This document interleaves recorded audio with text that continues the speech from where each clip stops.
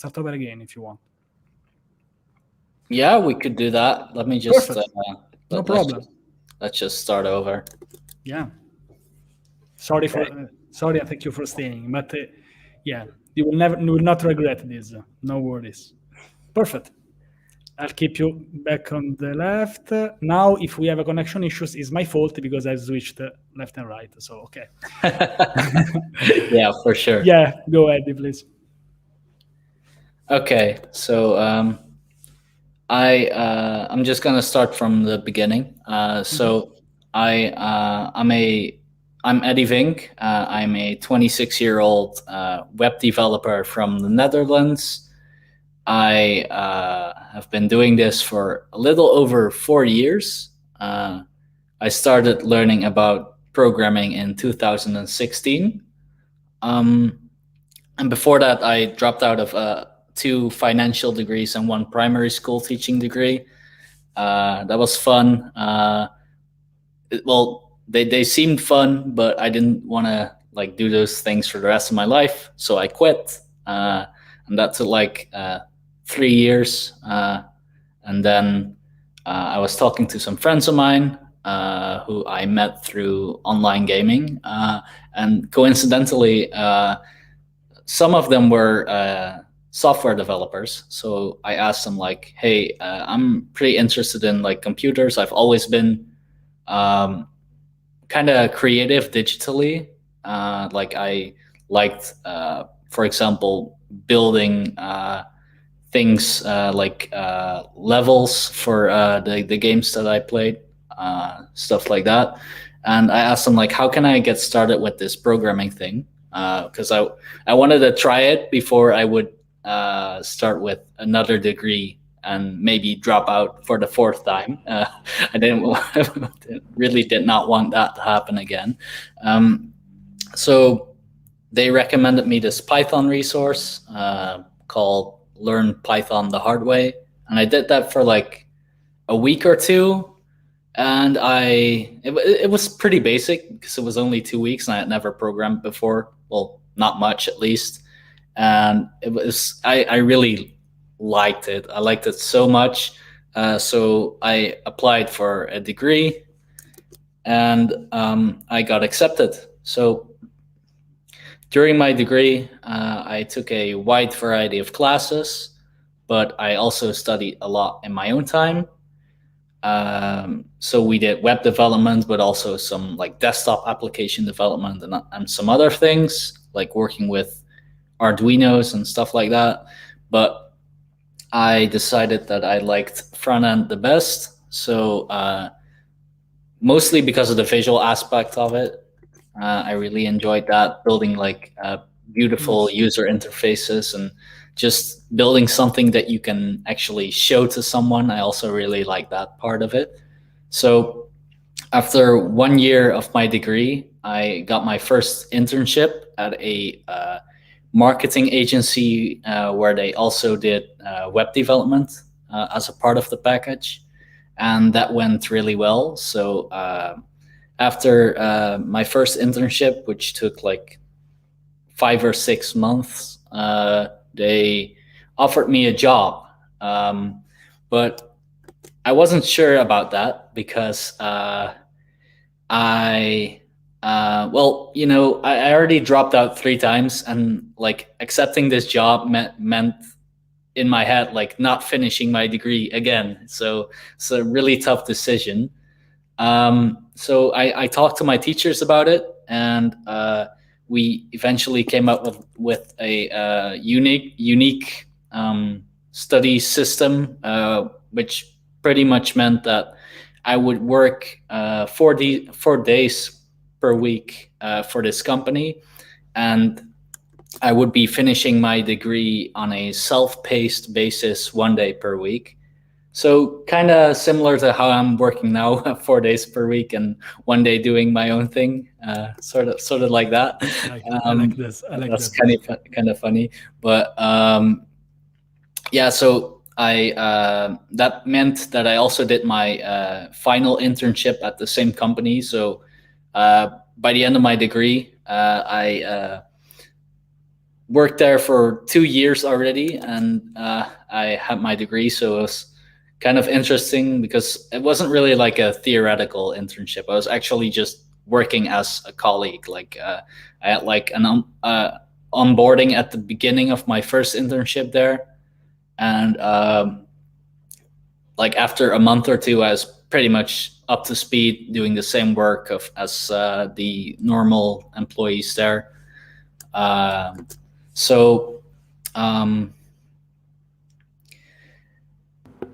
after those 2 years, they offered me to stay there as a developer, which I accepted. The offer came somewhere out of nowhere,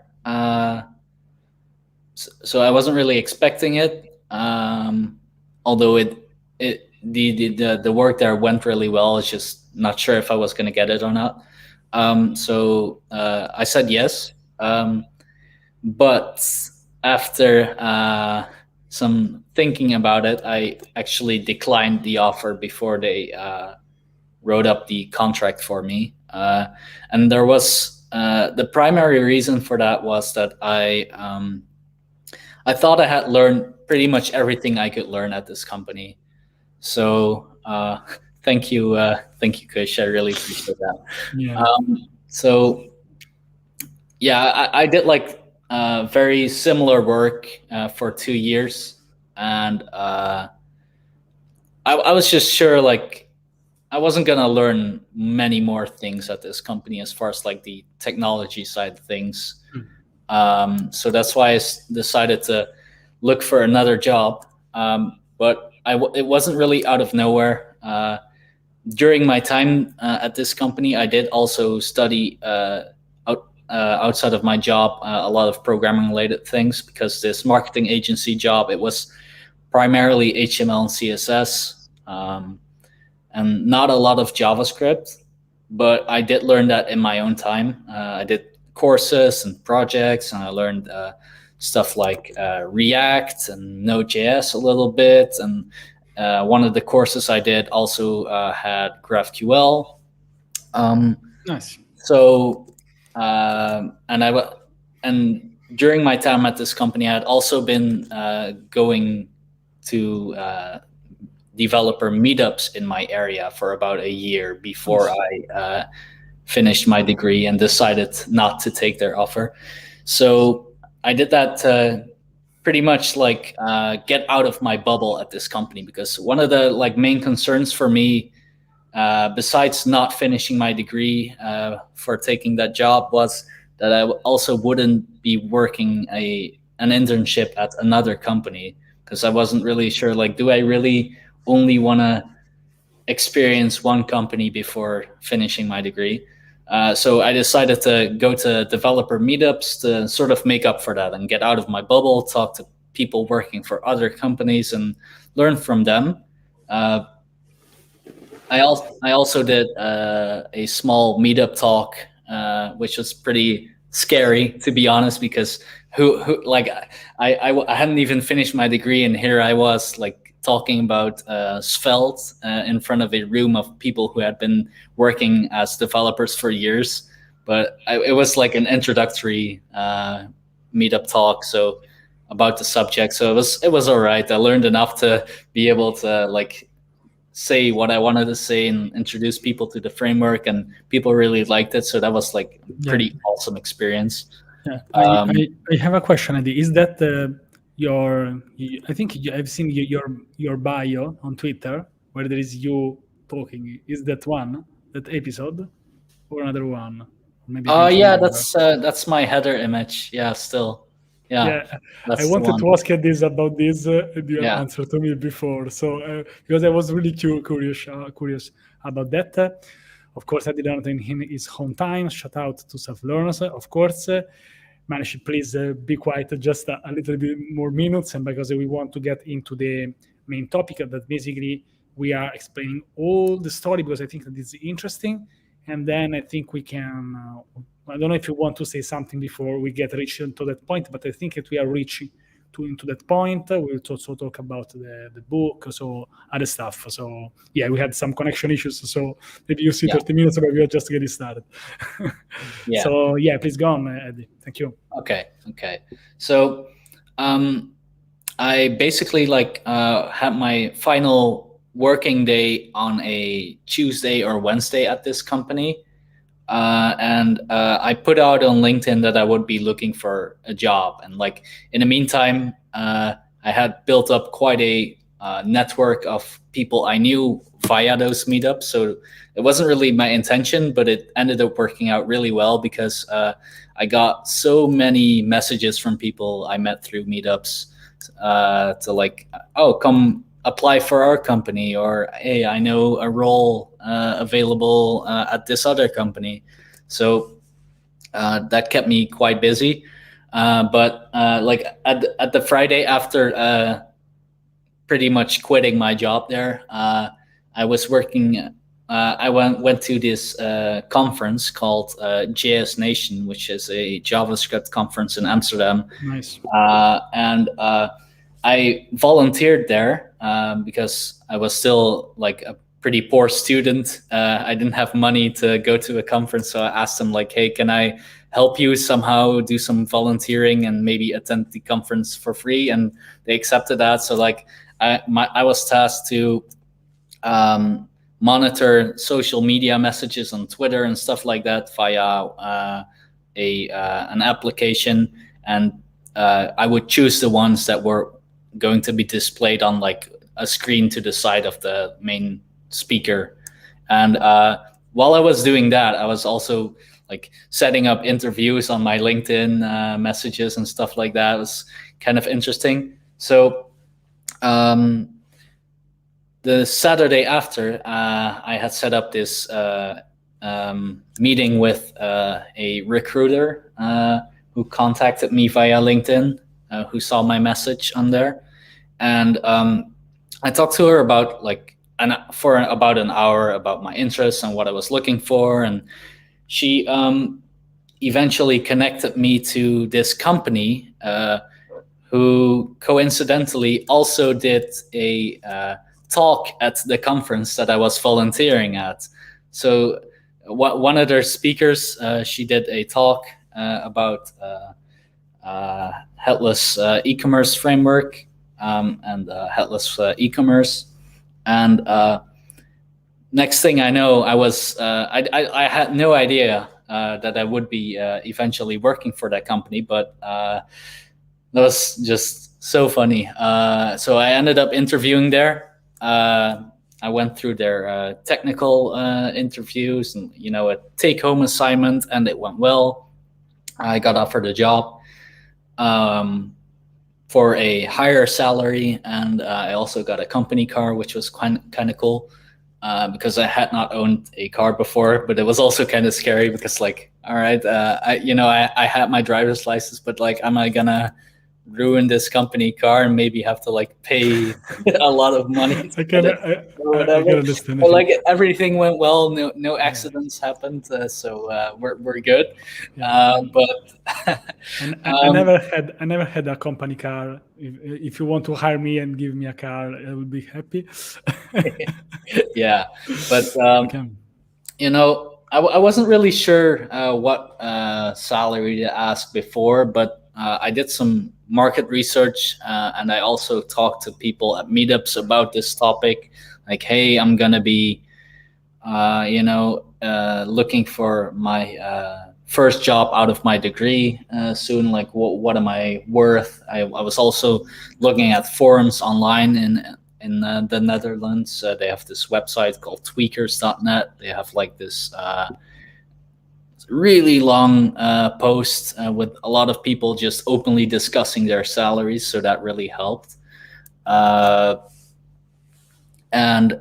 so I ended up getting a much higher offer than at this company than I was going to get at this other company where I had already worked 2 years, which is interesting. But I guess if I didn't know that I was worth more, then why pay me more, right? But yeah. So I basically learned two lessons from all of that, and that was to stay up to date with tech, keep learning. And the second lesson was know your worth, because it really makes so much of a difference. Um, so I worked at this company for like 2 years. I learned so much about React and JavaScript, because this job was a lot more technically challenging, which was really fun. But I ended up quitting this job after 2 years, and that was for three reasons. One of the reasons was that I knew I was worth more at the time. 2 years had passed. Like I was just worth a lot more money for what I could do. And the second reason was this job was at like a startup, and I kind of had my fun in this startup environment, but I knew my girlfriend and I would be moving into our own house a little later, and I just really wanted a more like stable kind of job at a mature company. So that's what I started looking for. And the third and primary reason, I would say, is that I wasn't allowed to basically do my own thing outside of work. And by that, I do not mean like building small fun hobby projects. I was allowed to do that, but I wasn't allowed to do things for money. So for example, this ebook that I wrote, it wouldn't be allowed, or like stuff like that. And that didn't really sit right with me, because like in my opinion, like my time is my own time is my time, and I decide what to do with it. You should not be here saying this, but it seems that we need to say this. So let's remark this, because this should be obvious. But yeah, let's repeat it. It should be obvious, but not every company that you work for will see it like that and agree with it. Okay. But so let's repeat it. It's not a problem. Yeah, but so that's why I decided not to continue working there. So what I did not quit this job until I had a new job lined up. So I also do not recommend that, by the way, at all. Quitting your job before you have something else lined up. That was just something I did the first time, and it worked out. Like a couple weeks later, I had signed my contract, but it might not work out for you if you do that as well. So wouldn't recommend. Don't try this at home. Yeah. Yeah. That's also something I learned, I guess. But so after this, not after this. While I was still working there, which was I started, of course, applying for other jobs, which is a challenge in itself, because now this time around I had to like balance my work and my interviewing and my take-home assignments and stuff like that, while also still having a full-time job, which was a different experience. It was a lot more tiring, but eventually it worked out. I had 3 offers on my desk, basically from separate companies, and I decided to join a company, the one that I'm working for right now. Nice. They also had the best offer, but they also hosted meetups that I had attended before in the past. So I already had like a pretty good feeling of like what it would be like to work with those people. And everything ended up working out really well. I like that whole vibe that I got from those meetups. You can you can really sense that while you are working at this company. So that was I'm just really happy at my current job. And one of the like things that I did talk about in pretty much every interview was being like me wanting to do my own thing outside of my working hours, and that was allowed. So yeah, everything ended up working out in the end, and Perfect. yeah, Perfect. Kind of how like my story from 2016 to today. Thank you so much, Eddie, because I missed some parts. I remember something, but thank you for saying this or everything clear. So, Manish, if you're still there now, maybe we will. Can we get into the main topic Yeah. of this interview? Of course, it's also to talk with you. We've interacted for so much, but how to be a great developer at job, or maybe this is not exactly the title of this call, but we can also talk about this. So can you try to answer to this if you want, and then we will see how to get a great job as a developer. So this is how to be a great developer at job. Yeah. So I think they are connected in some ways. We're doing it a little bit in the opposite order. Everything should be great, but yeah, this is an interesting question. If you want to, that's a great question. How to be a great developer at a job. So I would say that to be a great developer at a job, you need to start out strong. You know, you have like probably a probation period, but you want to impress the people that you're working with, but you also don't want to work like too hard because you'll set the bar too high and people will expect you to give 100% of your energy all the time, which is just not sustainable. So basically what I did when I started this new job was really ask a lot of questions when you start at the job. Like one of the tips, one of the best tips that I can give you when you start a new job is take a lot of notes, because you're going to be overwhelmed with information for sure. So if you write down the things that you ask, you don't have to bother people with like the same questions over and over, and it's just a good way to keep things organized. But to be a great developer at a job, like technically you just have to, you need to do your job. You know, you just ask people how you're doing. That's probably one of the best things that you can do. If you're unsure, like if you're doing well, ask people. Like it's perfectly fine to like work on some things and then ask someone else, like, how am I doing? Do you think this could be improved? Yeah. If you work at a company where you do code reviews, that also really helps, because then you submit your work in pull requests, and someone else at the company will review pretty much all the code that you write, and they can give you feedback on how to improve it. And that's one way that you can really make sure that you're doing great at the job. And it also really helps you give you a better idea of like, how are you doing? Like if basically what I'm trying to say is, if you never get anything of your work like reviewed, it's really hard to know if you're doing well unless you're asking people, right? So I would totally, if you join a company where you do not do code reviews, just be sure to ask like your teammates, like, what do you think of this? Like, could this be better? Just not every company has the time or money to do code reviews. Although I do think it really helps out if you do. But yeah, just try to get lots of feedback from people so you know if you're on the right path or not, and if you need to adjust somehow.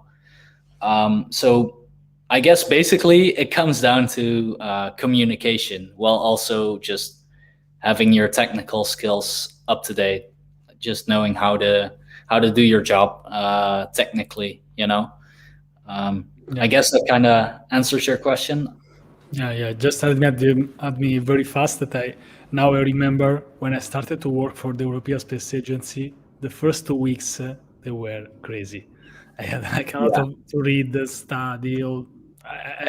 Thank you for remembering me this, because I almost forgot. I think my brain wants to forget about those 2 weeks, but that's true. And of course, thank you, Eddie. Thank you, Manish, for being patient. So I hope that now we've answered to this. Yeah, let's go with a couple of questions, and in a while, and then we will go Yeah, into the main topic, if this is okay for sure. you. I can, thank you. Time management question. On the weekly basis, how do you manage time between working and learning new technologies? This is always a great question. That is a fantastic question. So I am fortunate enough to have 10% of my working hours dedicated to studying.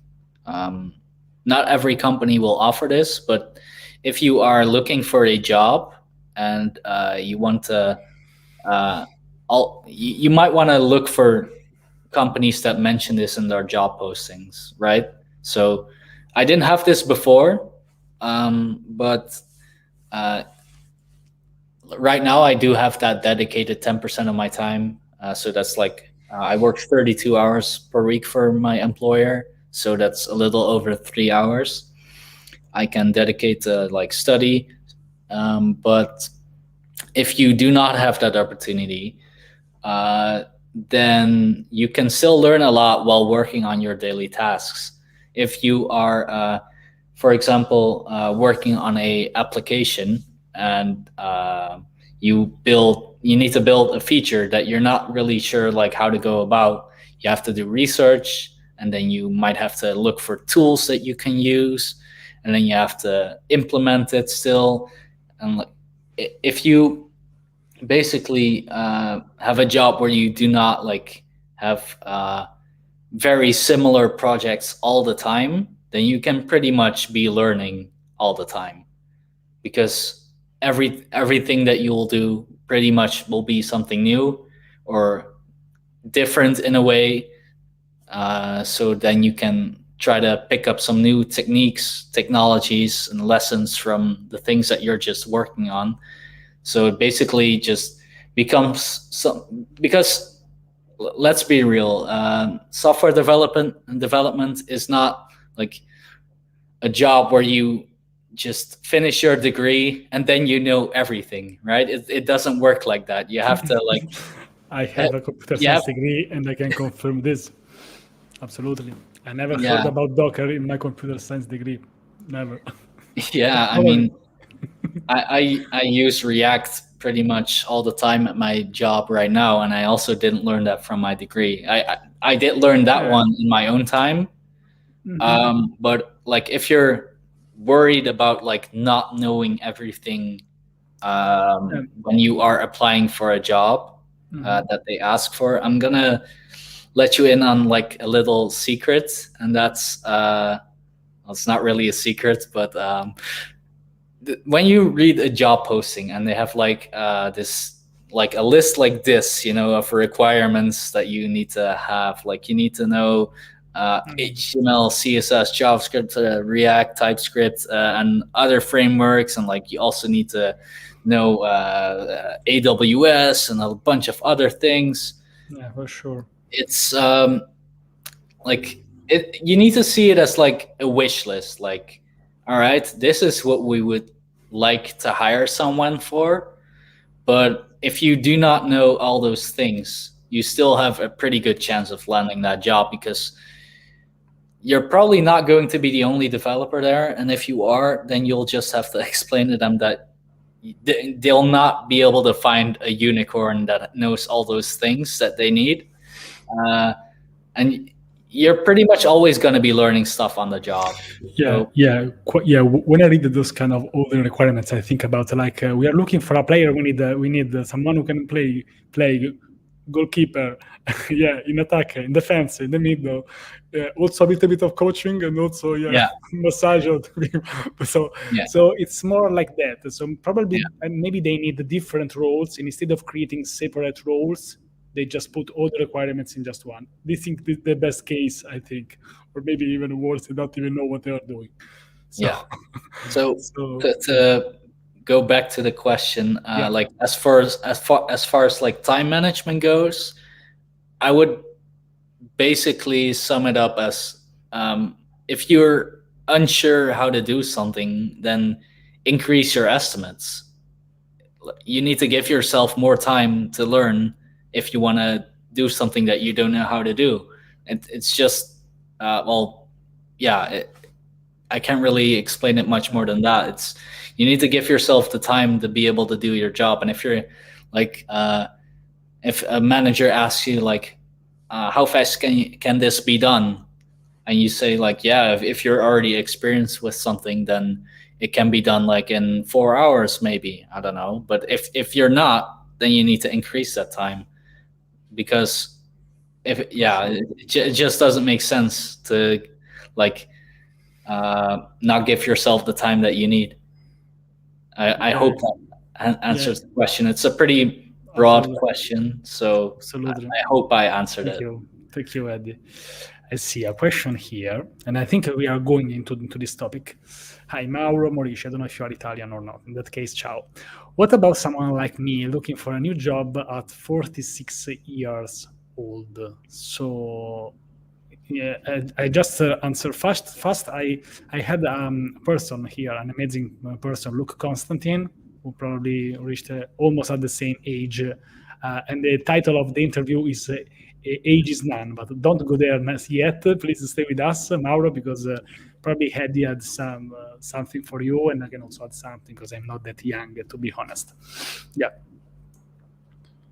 What do you can say, Eddy? He is Italian. Hi. This is not hi, by the way. Yeah. So, 46 years old. I would say, like, if you're looking for a job at 46 years old, then you should probably like it's not something that should hold you back.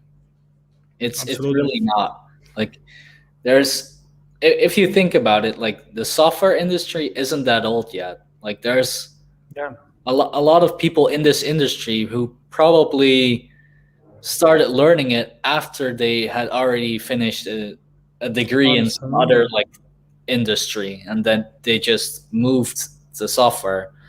So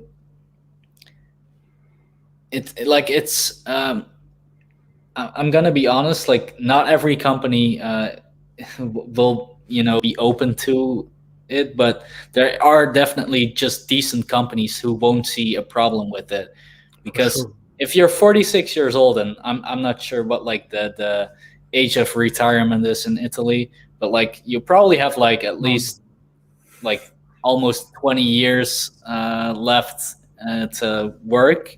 So if you can invest your time into learning it, then you can totally make the jump. There's like plenty of time, really. Like, of course, I'm only 26 years old, so I cannot talk from experience. So this is a difficult question, but there are definitely companies who will not have a problem with your age. In fact, let me tell you this little story from my last job search. There was this company who I was interviewing at, and I gave them a salary range of what I wanted to earn, right? And so they basically said to me, that's a lot of money for your age. And I'm 26. So I'm like, in my head, when they said that, I'm in my head thinking like, is this ageism? Like, am I being discriminated against because I'm not old enough? So like, I didn't ask them this question because I was just basically blown away by the fact that they said that. But I was thinking in my head, like, would it be an appropriate salary if I was 36 or 46? You know, it's really like some companies will not like treat you fairly and not look at your age, but that was one of those. I ended up declining. Like they didn't end up offering me a job because of the salary, but they even if they did, I wouldn't have gone for that company because of that that thing they said. So but I know that there are definitely companies out there who will treat their people fairly, and I guess like like I said, I can't talk from experience, but I would suggest maybe when you are applying for a job, looking at like the company online and like maybe on LinkedIn and seeing like what people work there, right? And if people from around that age group are working there, then you should be fine. Like, and even then, you can just apply. Like, and if they're gonna think like, oh, this person isn't like is not right for us, then you shouldn't basically decline yourself from a job before talking to the company. You should let the company decide whether you're a good fit or not. And yeah, unfortunately, some companies won't like treat you fairly because of age. Maybe, I'm not sure. Like I said, I'm only 26. I haven't experienced it, but you shouldn't let it hold you back. It should. There are companies out there for sure who will treat you fairly. Yeah. You want to work for a company like that anyway, because otherwise they'll probably treat you poorly, regardless of your age. Yeah, and Mauro says that he should retire at 70. I think one of the biggest advantages of coding that you can also code after 70. I don't know. Maybe we need to wait a little bit. Maybe I just add something from my experience. I'm a little bit older. Maybe it's better to focus on something. So because it's really overwhelming. I don't know which is your level at the moment, but just focus on something. Docker or React. So maybe focus on something and then you move, because otherwise, Eddy, you also started. When you start with programming in the developer world, you see words inside this word. So maybe it's better to relax, focus on something that you like, take your time, don't too much, and yes, just start. A practical approach, I'll say. Yeah, very practical approach, but you can reach quite great achievements. Good luck. Bocca al lupo, Mauro. Yeah. Yeah, for sure. I totally agree. Like, you see some people getting a job like in 6 months sometimes, like when they start programming. So if you, like Francesco recommends, focus on like one area or like a couple related areas, you can you can find a great job for sure. Mm-hmm. Yeah, and I also think that the age could also be an advantage, because if you approach something at a different age, maybe you have already the approach of work, the discipline. So, for example, I started to code seriously at 32, so not that young, let's say. So this is something. I don't know if this can motivate you, but of course, age doesn't have to be something that you need to always fight against. It could also be an advantage in some cases. Yeah, that's an interesting angle. I hadn't thought about that aspect yet. But if you're 46, you already have like quite a few working years. Maybe not. Experience. Maybe not strictly to development. You know how to work, how to the discipline. I don't know if you have a family or not, Mauro, but of course, maybe you can have a different approach rather than just. Of course, not against just a teenager just checking out some code, but maybe they do this just for fun. You can be laser focused on finding a job. So but what I wanted to say was like, you probably already worked in like a few industries, so you have domain knowledge in those industries. So like, for example, I'm just gonna go with like primary school teaching, because that was one of the degrees I dropped out of. Like, let's say you have experience with that. Well, there are companies out there specifically building software for primary school teachers to teach their classes. So that gives you like a massive advantage over people who do not have that experience and only have experience building software, because you will have insights that they will not have, and that can give you an edge in the job interviewing process. Perfect. And Mauro was yesterday, because I made the live stream in Italian. Probably I'll add some subtitles and I'll re-upload on my YouTube channel in English. I don't know if you've seen that all, but thank you so much, Mauro. It's always a pleasure to have some Italian people around me, of course. So, Eddy, let's go into try to answer the main reason why I've invited you. Of course, I always love to talk with you, but Yeah. how to get, instead of just a job, a very good job, a great job as a developer. Yes, for sure. So basically, I have a few notes, so I'm taking a quick peek. No But problem.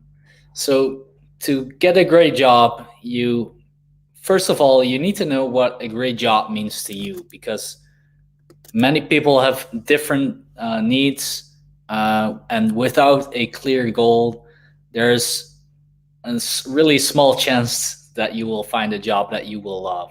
So you either just get incredibly lucky and stumble upon a job that you will love, or you need to be smart about it, right?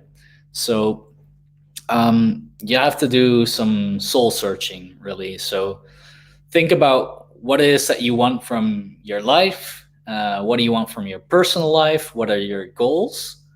But also, what do you want from your job? And pretty much in that order. Like, first, you want to decide what are your life goals, and then your professional goals, and how can those match. So it sounds obvious.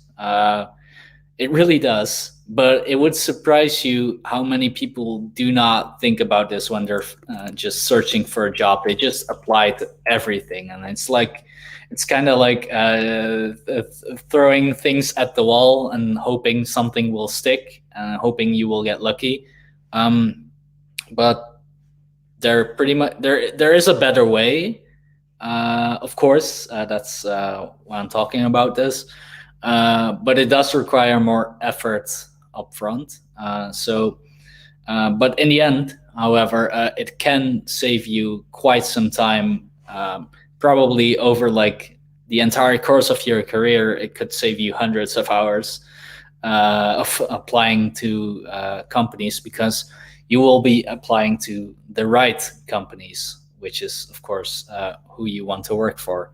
So, but what are the right companies, right? So you have to find out which companies are right for you, because there is no single definition of the right company, because it has to match with your goals. So say you have some goals in your life, like you want to have lots of time to pursue your hobbies, or maybe you want to buy a house like I recently did, or you want to spend a lot of time with your family, or maybe you want to start like a business on the side. And like, those are all examples of goals you could have in your life. And a company that you want to work for, if you want to get a great job, it shouldn't get in the way of achieving those goals. In fact, it should probably be able to help you achieve those goals.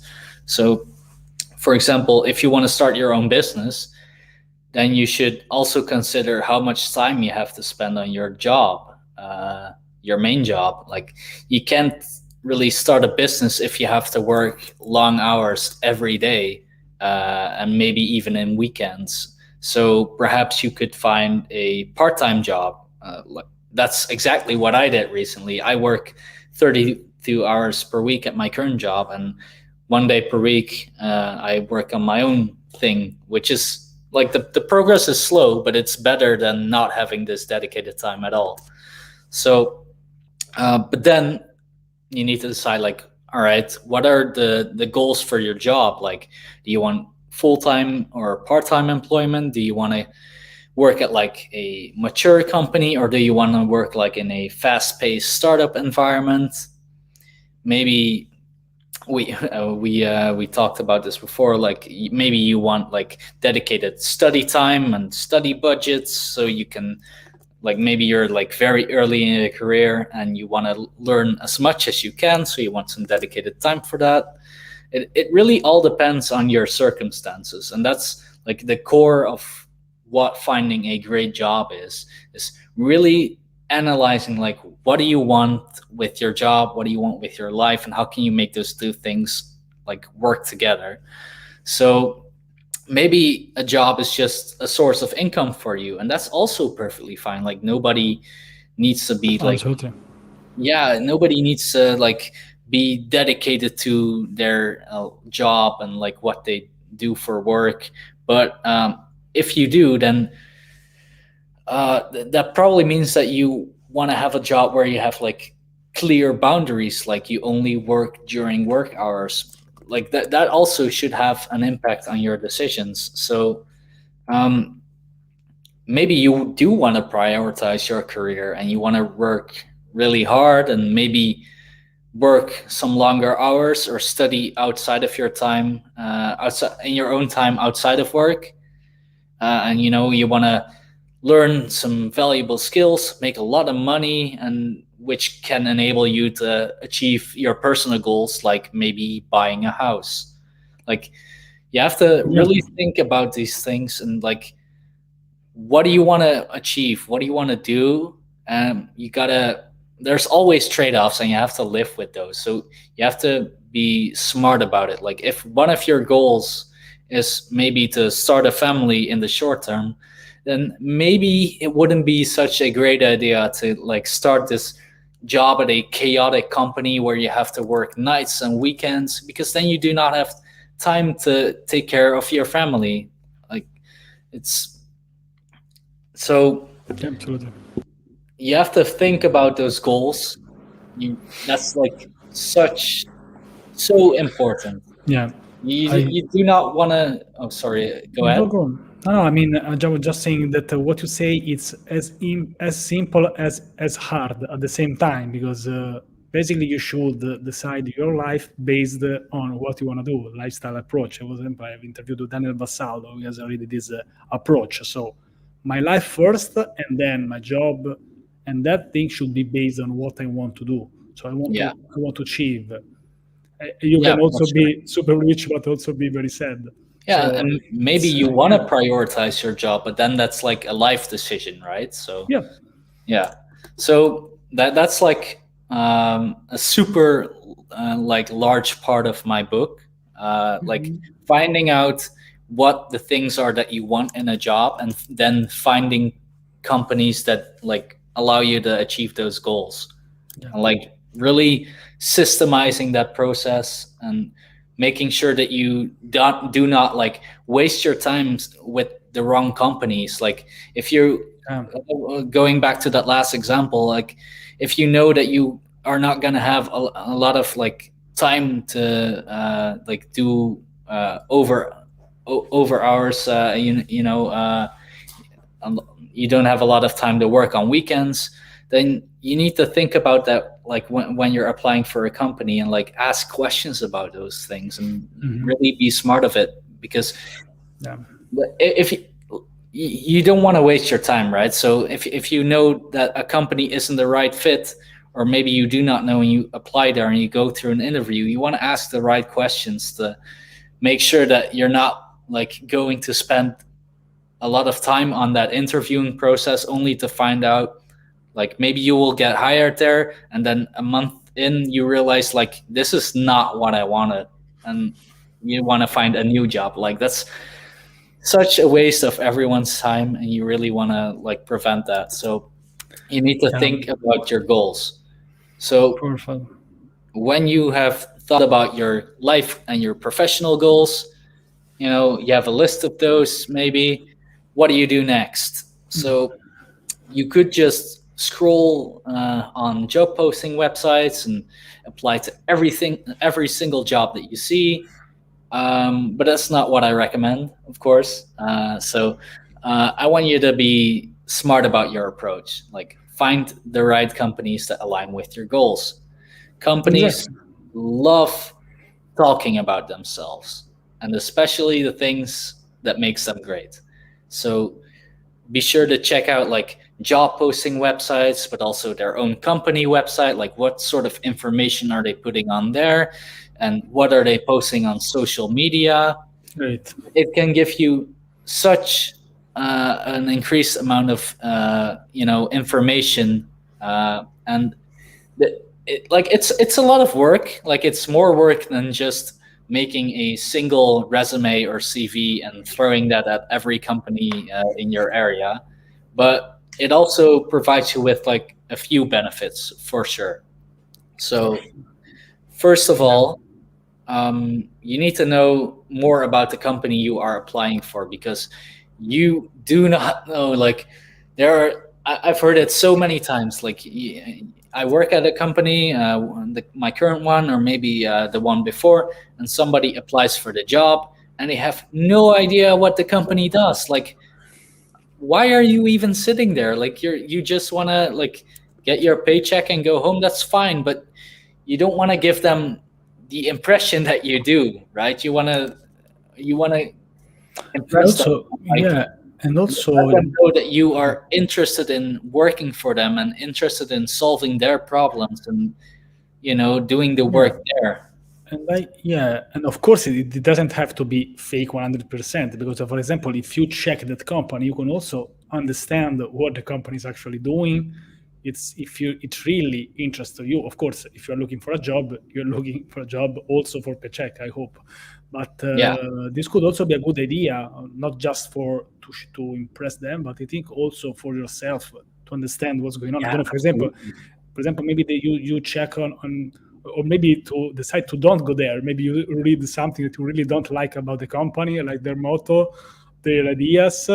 If you don't agree with them, maybe it's bad. Maybe you are saving everybody's time instead of Exactly. going there. Your and Yeah. also their time. Yeah, Yeah, that's my point exactly. Like if you like let's say you're putting in all this effort and like checking their website, social media and whatnot, and you find out like, hey, I don't even want to work here, then you save yourself so much time preparing for an interview, and you can invest that time in applying for companies that do interest you, and then you have more time to like properly prepare for those, increasing which will increase your chances of landing a job that you actually care about. So like nice. in the end it's more effort up front, but I truly believe, and that's also based on experience, that it will help you find a better job. So Nice. you will be able to make a more informed decision if you like want to work there or not. And that's key because Totally. you filter out so many companies that you like. Maybe you want to work on e-commerce, like you want to build a web shop or multiple web shops, like then you should probably shouldn't apply for companies that don't do that thing at all. Oh, So totally. Yeah.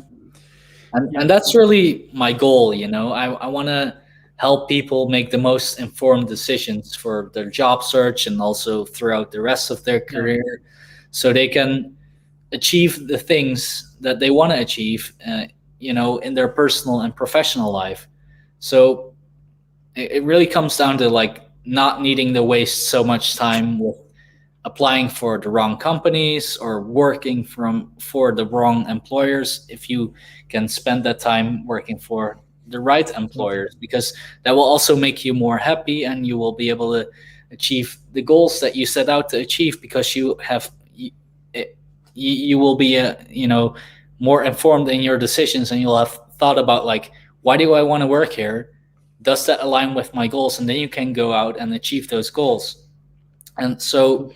you need to learn to identify companies that match your needs, and then you can Yeah. spend less time filling in those online job application forms, because you're going to be spending that time properly like interviewing with the companies that you truly care about. And then Exactly. you Yeah. you will be able to just uh, get so and you'll have such a better experience working for companies, because you'll not be working for the wrong companies. Like imagine if you do go through this entire process, and you go work for some company, and then like it seems great at first, and then you're outside of your probation period, everything seems great, but maybe in the end it doesn't end up working out after like a few months. That could happen. And then Yeah. like what do you do? Are you gonna like are you worried about maybe having like a short stint on your resume? Like you probably don't want a job for only 3 months on your resume. Mm. Maybe you're Yeah. not worried about that at all, but that could be something that if you do it too often, if you make uh, the decision to work for a company that you end up not liking over and over again, and you have like 4 jobs of like 6 months on your resume every time, like maybe it doesn't like when you end up finding a company that you do like, maybe they're gonna look at that and say like, all right, Eddie, like I see that you're interested about this job. You seem good at what you do, but are you only going to be here for 6 months and then move on to the next job again, or is Not this for no real? se- You know? no 7 is the answer. Yeah, no, 7 months will do, sir. Yeah, Thank you. because Please. because you are very good. Otherwise, it will be 5. Yeah, thank Yeah, you, Eddie. I have a question. We also have other questions. Thank you so much, by the way, for your answers. yeah, For to find a job, so the developer job searching part, I have had the honor to read your book in advance, to yeah, also to help you just a little bit. But I'll leave the link now in the chat. So I would like to talk about this before, and then we can also have some other questions. So if you can stay other 10 minutes, I'll be very happy. So we are yeah, basically, because we start a little bit late. So I don't know if this you can click on this, but basically this is a book that you have written some months ago, or yeah, maybe you are still, yeah. And so, can you talk a little bit about this? Because I think that as developers, we sometimes we underestimate how much important is also the not so technical part. Sorry for stealing your title, but yeah. yeah, but so why? Maybe I know a lot of friends who are developers. They just focus on I need to this algorithm very well. Okay, I need to know how to do this, and this. All technical questions. Usually, we are pretty good. Usually, and instead maybe we never focus on these not so technical parts. So people, some of them, they call them like soft skills or human skills, Yeah. call them whatever you want. So how much they are really important as a developer? I think they're crucial. In fact, my first job, where I worked at a marketing agency. Our boss would say that like software development, he would say is 30% of your job. The other 70% of your job is communication, and that's like when you're in the job. But like my book is of course about like finding the right job, and even then, like that part of like the soft skills and like the not so technical parts, they're super important, because you can be such a great developer, but like maybe like you have built like all these amazing things, but that's only the technical part. There's also a non-technical part to that. Like you have to talk and be able to talk about those Yeah, things. So if you're not able to communicate what you've done in the past, then you're really underselling yourself. absolutely. Yeah. I can make a very fast analogy since I come from the sport world. You can be a very good player, but if you don't know how to play in a team, sorry, because I've been a volleyball coach for 20 years, so for me it's super clear. You can be very good, you can do super great spikes, but if you can't play with other people, probably will not be chosen. Maybe you will play for a while, some minutes, but then your time is over because it's not just about that. You can't do also great things all alone. You need a team. You need we need to team up. We are social animals, so we need to work together to achieve great things. So Absolutely. so this is how it works. Yeah, and of course, being technical is always important, and nobody is judging if you are good. But for example, I can say that from my point of view, I've been so technical for the last 5 years, let's say, before joining Twitter. I don't know if that has been good or not. But since I've joined Twitter, I've improved. I hope you can see my communication skills. Everything has been improved for me. So I hope it also to be a small living proof of this. So this is very important. I've done Twitter Spaces. I do we are doing a live stream now. So this is, I think it's enough proof. So absolutely, Eddie. So can you give a little sneak to the book? What there is inside that, and then we can move in the questions. And then meanwhile, I'll check some of them. Yeah, thank you. Sure, sure. Yeah, yeah, we can do that. So like I mentioned, like the process of like everything that's before you getting hired, that's like the largest part of the book, because that's, like I said, the part where you really want to invest a lot of time, so you do not have to change jobs as often because you'll love your job. So a big part of it is like deciding what's important for you, what we already talked about, and researching companies in your area or the area where you want to work. And that's like a super big part of the book. But it also covers things like writing a resume or CV, however you want to call it, and like maybe a cover letter, and like how do you highlight transferable skills between your jobs. All those things that are relevant to getting a new job or your first one.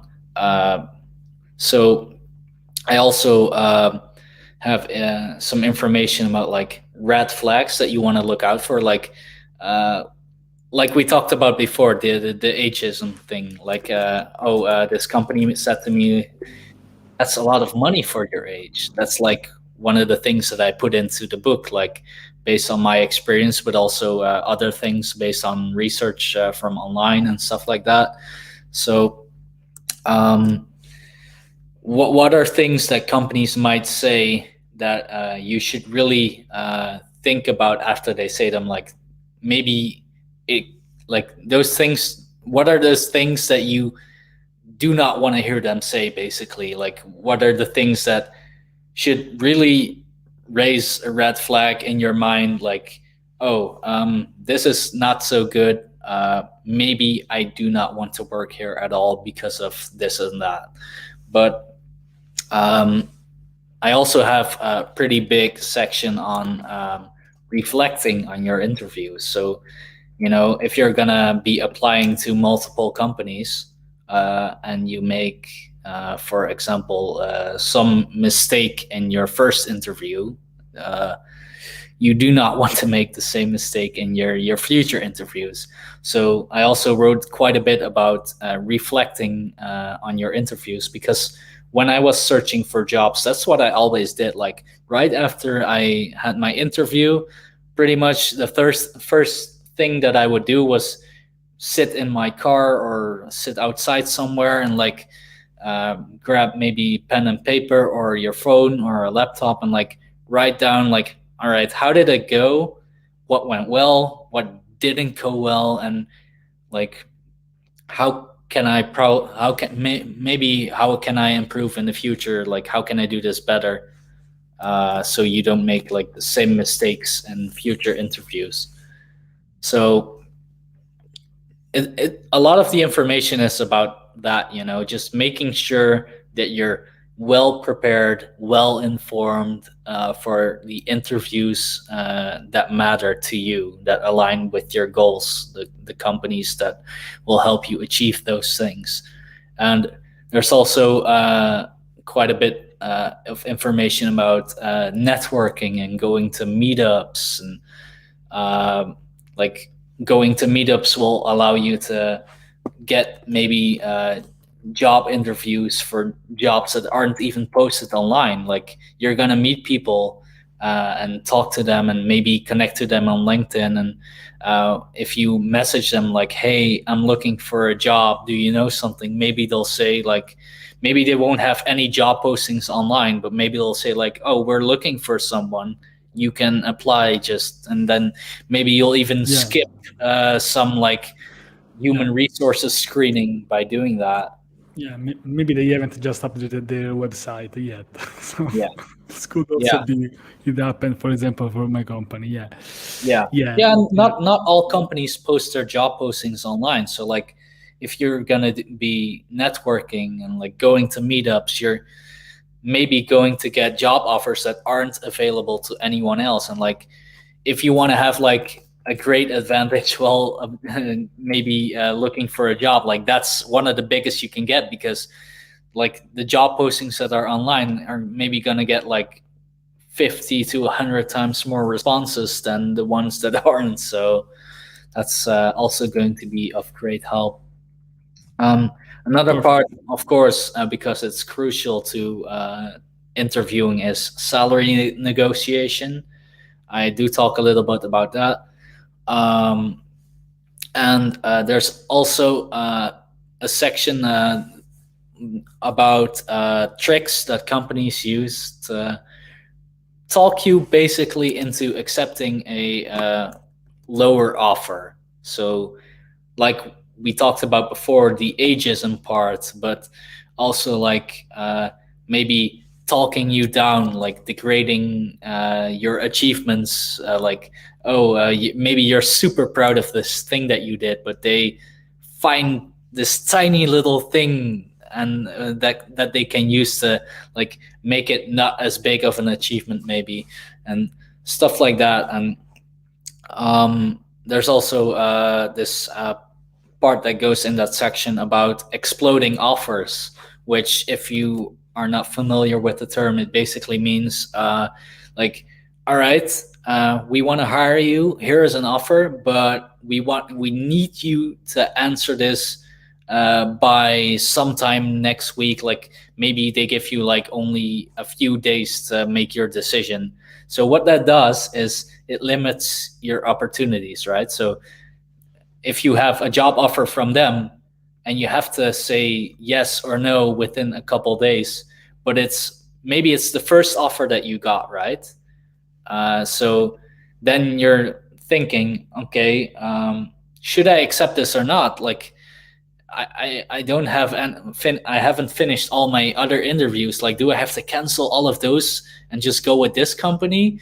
Like, it limits your options, because if they give you more time to finish your other interviews, you will be able to compare the offers that you're getting and like compare benefits and all and stuff like that. Like maybe you do want to work for them, but their offer isn't as good as the other companies. Then you can, like, if they give you this timed offer, this exploding offer, then you do not have the time to like really figure that out and like learn what other companies are offering you, and then it puts you in a worse position, because you won't know what you're worth really. Like maybe I'm just gonna throw up some random numbers here. Maybe that exploding offer is like 2,000 euros per month. I'm just saying a number, but maybe like you're super excited to get that job offer, but another company might have offered you like 1,000 euros more. Maybe they would have offered you 3,000 or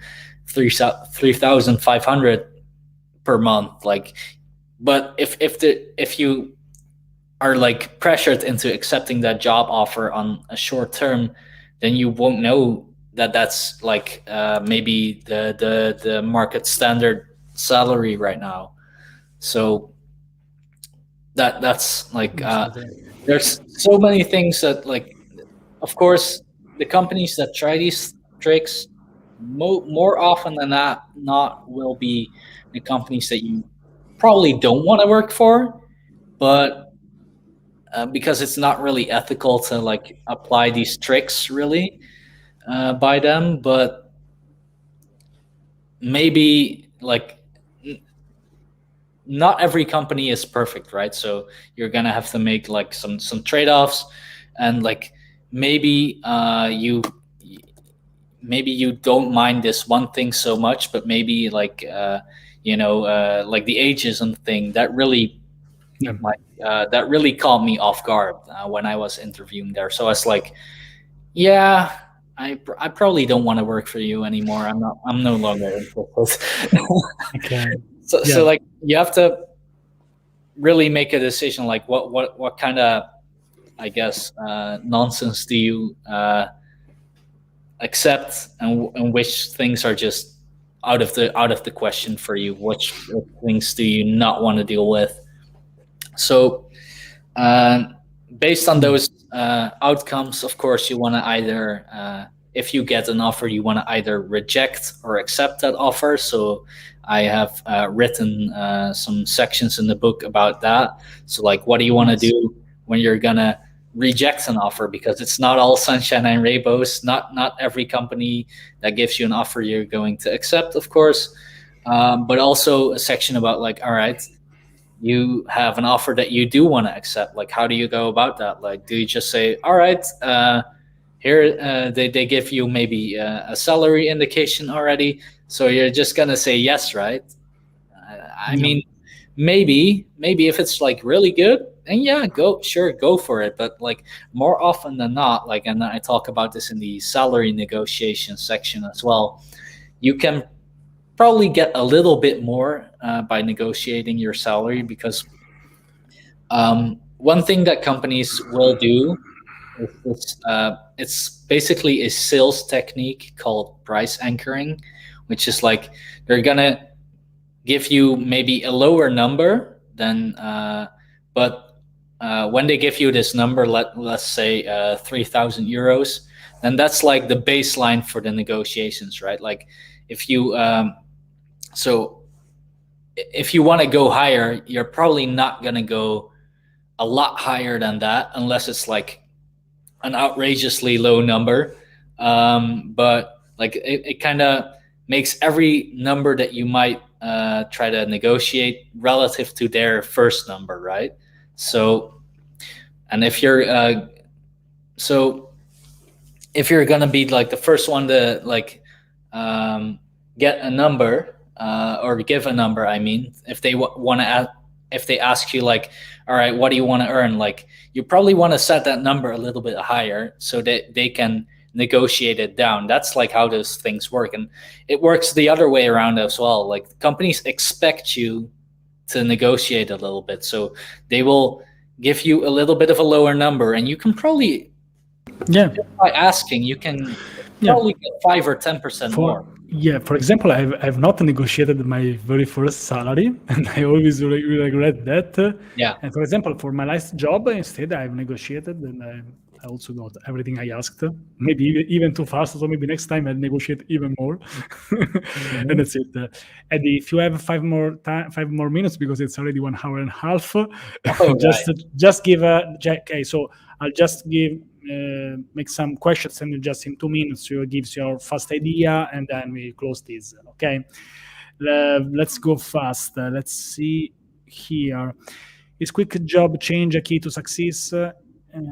In success, if you look up at top companies in more of India, not only in IT but across industry, study Fortune 100 companies last year, 80+% CEO had changed one or no jobs. First of all, I think that a CEO is a very strange job. So strange meaning that maybe you need some, I don't know, like unique characteristics, or maybe you need to do something out of ordinary, maybe. So I don't know. What do you think about this? Well, yeah, it's an interesting question, especially given the CEO example, because of course, when you're CEO of a company, that's very different than being an individual contributor like a developer, right? So, and I'm pretty sure. Let me make sure I read that right. Are they saying that CEOs don't change jobs often? But maybe this is just related for once you reach the CEO level, because I'm pretty sure that a CEO has changed a lot of jobs to become a CEO if he's not a son of someone. So I don't know about the statistics. Maybe it's saying that once you reach the CEO level, usually you stay in that company for a while. But I think this is normal, maybe. Yeah. So I don't know about the statistics. Maybe if you can share, Manish, where have you taken this, or maybe you can explain a little bit more. But yeah. So I'm just going to approach this from like the developer perspective, and from the perspective of someone early in their career. So yeah, it's better. If you are a developer and you get your first job, you're going to learn a lot of things. Like this is your first real-time experience, probably the first time working on real client projects, and you build a lot of experience, you learn a lot of things. But at some point, as it did happen to me, you probably learn all that you can learn at a company, right? So what do you do then? Do you just stay there and like pretty much like keep at the same technical level? because you're only exposed to like this one company's way of working. So what you can do, and that's what I did, is after like a year or two, I for me it was 2 years. You can change jobs, and then you are going to experience another company's way of working. And I'm like, it's not uncommon for those like companies to work in very different ways and to work on like with very different technologies. So if you want to like uh, be exposed to a lot of ways of working and like a lot of technologies, then changing jobs every now and then can help you grow faster. But it really depends on like the job. Like if you work at like a company where you always do the same kind of work over and over and over, then yeah, at some point you're gonna have you'll have learned everything that there is to learn, right? You're just becoming faster at that one thing that you are specialized in, really. But if you want to make more progress technically, and like also probably as far as like salary and compensation goes, then yeah, changing jobs is probably the way to go. In fact, I have personally made the largest jumps in salary by changing jobs. Like and it's not uncommon. Like you hear about people like maybe getting at max like a 5% increase of their salary at like after a year at a company. But like there's other companies out there who will probably give you 20% more just by going to work for them. So but it like as everything, it really depends on your goals, right?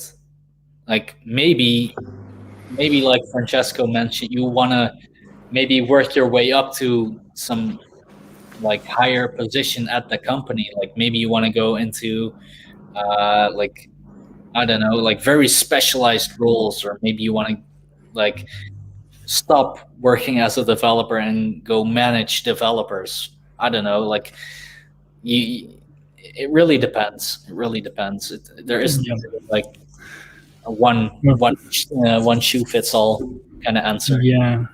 Wait a second. Just let me say hi to Adrian. Hey, Adrian. Hey, Adrian. Adrian Farag. Okay, this probably is a hard question. We are on live stream. How to handle an arrogant boss? I'm facing a bunch of spoiled. Wait, So what can we say? How all can right, we so handle it? First of all, how to handle- should you handle an arrogant boss, or maybe just run away? Because how do you? this implies that you should handle with that. So I don't Yeah. know. All right, so how do you handle an arrogant boss? Yeah, that's a tough question.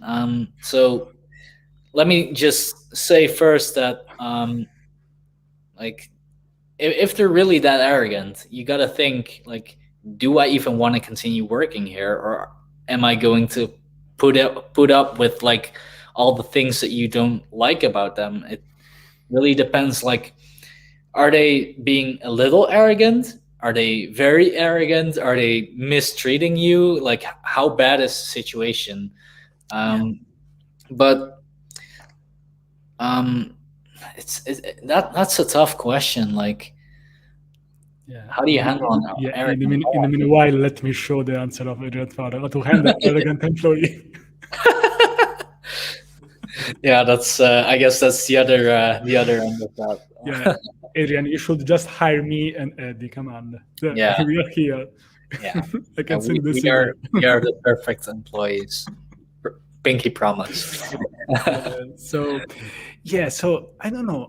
I think it depends. I can give my answer then if you want. And Yeah. it depends on many factors. Of course, if you have a chance to quit the job, I think that you don't even need to think about that. But let's say that you, as you said, you need to handle. So maybe you have a family, you have a mortgage, you need to sustain your family. So I think we are in this situation when you need to handle this.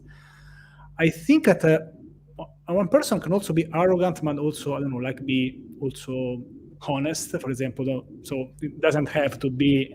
I think it's better. I don't know, maybe an arrogant, but at least severe, but through boss. It depends. Maybe it's not something against you. Maybe that person is just arrogant with everyone. So I think it's different. If there's some person who just, it's like their, let's call them style, until it doesn't go into something, of course, out of the law. But let's say, I don't know, like there are some people who are like always super passionate. They shout like, "Oh, we need to get this done," but maybe it's just their style. After a while, you say, "Oh, okay." I don't know if you've seen like. The devil wears Prada. Like there is that boss who's super arrogant, but they say, "Oh, don't care. She likes you." Instead, she was just shouting. So maybe it depends. You need to know your boss, but I think that it's always important the respect. So that person can also be arrogant, but they should like put some limits, of course, to this arrogance. So what you can do, if not run as fast as Forrest Gump, probably is to put some limits. Like say, okay, now you're shouting at me. I don't like this. I don't like this behavior, and that's it. We are all human beings. Someone is a boss, someone is an employee, but we're all human beings. We should not say this, but let's repeat this. Let's repeat what's important. Yeah, and if you want to go on, otherwise I'll keep saying something about Adrian. Yeah, it's. I think we answered that question. It's a very broad one, so it's tough to go really specific. But yeah, it really comes down to how much do you want to deal with it, right? Yeah, and I think yeah. For example, maybe I don't know, like maybe you want to sustain your family. Maybe you want to, let's say, okay, you want to handle this, but is this really what your family really needs or not? Because of course, if you're stressed 10 hours a day, of course, we will end up, I think, arguing with your family, maybe for no reason. So maybe you should think twice or three times about this, because, of course, we are influenced by our environment, even if we don't want to. So maybe we should think about this before making this maybe hard decision to just say, "Oh, I'll just get the paycheck and I'll think the next month," because this is not going to solve the problem. So here's a question. If you have a job, how do you know when it's time to get a new or better job? Or if you have a better job, how do you know when it's time to stay for much longer? I can give a very fast answer, and then you can go, Eddy. Sure. I don't know. Because, for example, I had exactly this problem when I was working for the European Space Agency. At some problems, I think that I found some issues. Like I needed to work there and then also close that, open Twitter and social media and start to create content.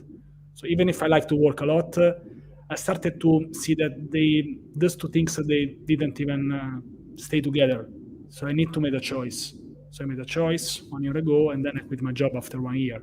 So yeah, so I think that at some points there is maybe something that you want to do in your situation. So this is a very hard question for me, but I think you should always think about the future. So maybe, okay, which is the best solution for my future and not what I'm doing now, because you could earn maybe a lot of money, but maybe that's not good for your health. Like you're doing something which is really ruining you. So I always think about a marathon, so we should like last for 50 years, 40 years of job, of course. So yeah, what do you think about this, Andy? Yeah, I think you really hit the nail on the head at the end. Like it really depends on your goals. Like what do you want to do? How do you want to live? What do you want to achieve? And like if the job no longer matches that, like those that set of goals, then it's no longer a right fit. So like we already talked about, like if you have learned everything that you want to learn, maybe that's fine.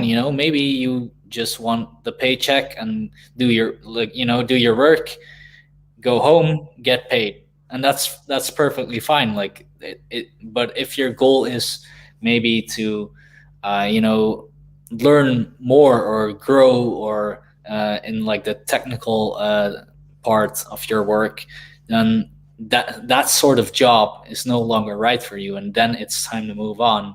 Um, and we also talked about like I mentioned earlier, like, oh, I already worked at a certain company for a couple years, and I knew that like the salary raise that I was going to get wasn't really up to the level that I was able to earn. So I changed jobs, like, because my girlfriend and I, we were going to buy a house, and uh, we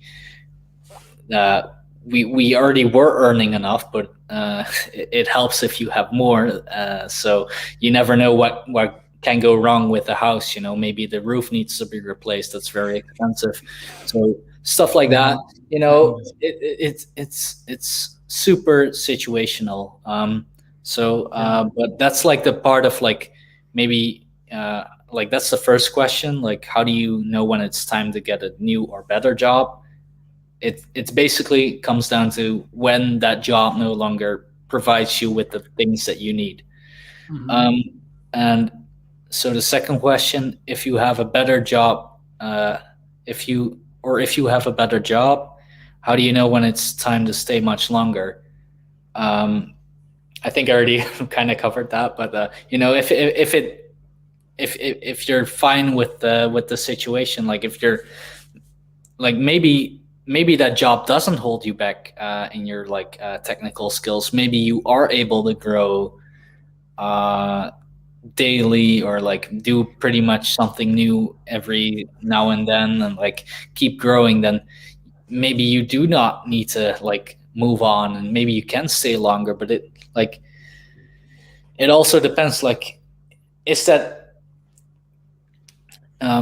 even if the job is great, like are you earning enough money, or is it still fair what you're being paid? Like, would you be earning a lot more at another company, is a question you could ask yourself in the like if you're an employee. And if the answer to that is like, yes, I could be earning 30% more at another company, that's like a huge amount of money. But maybe you're just super happy to just keep working there for that salary that you have. And like it's also super situational. Like it really depends on like, are you still happy with the job? Are you still happy with what it provides you? Does it like like I talked about, like if my last employer had allowed me to maybe pursue like side projects that I could monetize, like the ebook that I wrote, like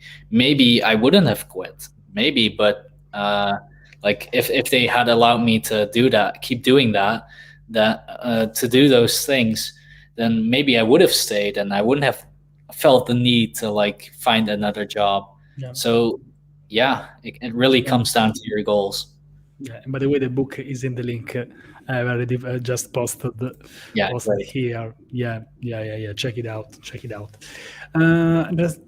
Yeah. Thanks, guys, for answer. There's resigned previous month, but they didn't accept it. Man, they say there's no one to handle, and then they start all over, same old story. And I have 1 full year to go. I don't know if I got everything what you said, Kush. So yeah, so basically, yeah, but I think that there are some companies or some bosses that they really don't want to change. So it's up to you. What do you agree, Eddie? You can't change a whole company with your behavior. You can just stay or leave. It's up on your choice. You can't save a sinking boat. You can just drop off and swim. I think. What do you think? Maybe you would like to save everyone, but sometimes you really can't. This is a tough situation, and I believe they mentioned that they lived in India. Maybe I'm wrong, but I don't know like what the regulations are there, or where you work. Where are you from, Coach? So Remember yeah, exactly. where are you from? It really depends on like what are the laws. Like, can they force you to stay, or like where I live, like we have So Yeah, it it's was from India. Yeah, yeah I was not sure. Yeah. yeah. So um, it really depends on like can they force you to stay? Um, like where I'm not Kush is saying that they have a bond. I'm not sure what that Mm, means exactly, but like connection with by something. contract, like when in the Netherlands where I live, when I apply to a job, we have like this probation period, which is like a period where you can like get to learn the company and they can get to learn you. And like within that time, you are free to leave, like even the same day, probably, like or the next day. Like, oh, you're so all He right, says that so he can't leave for 1 year. But I think in 1 year you can plan what it will be next. For example, I decided to quit my job 1 year earlier. Yeah, now they know this, but I don't know. Maybe this is something that is doable. But oh man, that yeah, I'm kind of curious. Like other people in the chat are already wondering, like, is that even legal? I don't know. I don't know if that's illegal. That's very questionable. My advice on that would be to maybe get some legal help with that. Like, if you are sure that they can get away with that, then maybe that's not necessary. Like maybe not go to like a lawyer or whatever. But if you're not sure, like maybe it is illegal that they want to keep you there for a Yeah, year, then like even if you signed a contract that exactly. you have to stay a year if we tell you to, you cannot leave. So if it's illegal, then that contract doesn't hold up. Like contracts cannot contain stuff that is illegal. Like,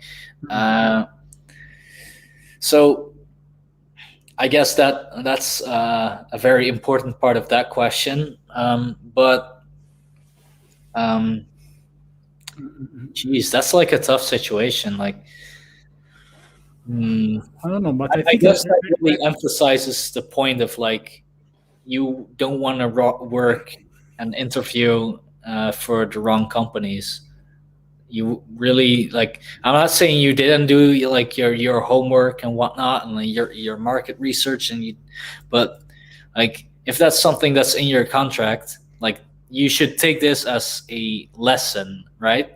I'm not like saying like, oh, you did that wrong. No, you should, but you're like for your future jobs, you probably want to make sure that that's not in your contract or that they cannot like force you to stay for that amount of time. But right now, I would really try to see if you can get like if you can get away with leaving sooner than a year if you really want to like leave. Yeah, exactly. So I think we say other 2 minutes, then I think we can close because we've been together for almost 2 hours, Eddie. I'm super happy. Maybe Yeah. we have other stuff to do. Maybe we'll make another episode. And would you like to give a final message maybe for the people who are listening? By the way, as I said before, when we talk about jobs and something related to job, every time something super strange and weird happens. As I said to you before, and this happened, for example, with Kush with this situation. And by the way, I know Kush is really awesome. Follow him, first of all. Yeah, so how can you close this? Because I think it's important because yeah, of course, a developer is a job, but you can improve. You can find.